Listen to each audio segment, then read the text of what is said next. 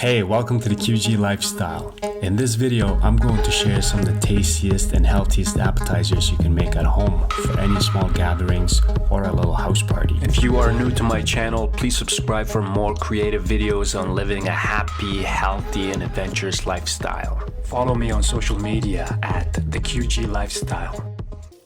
And now shall we start with some appetizers? Homemade guacamole and salsa. With store-bought tortilla or Tostito chips, but get the multi-grain chips. It's a healthier option.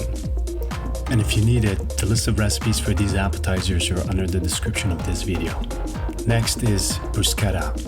And there are a few different ways you can make bruschetta, and it doesn't take much effort to prepare them, and the taste is always irresistible. Homemade thin crust pizza.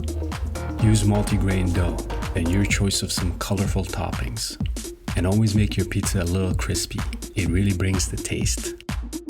Homemade nachos. A little similar to the first option.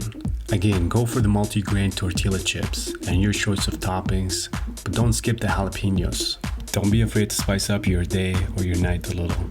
Now, if you're someone who loves sweet stuff, you can prepare a platter of fruits, maybe some cheese, a selection of vegetables, etc. But all of these options I mentioned are super delicious if made properly. And serve these appetizers in moderation.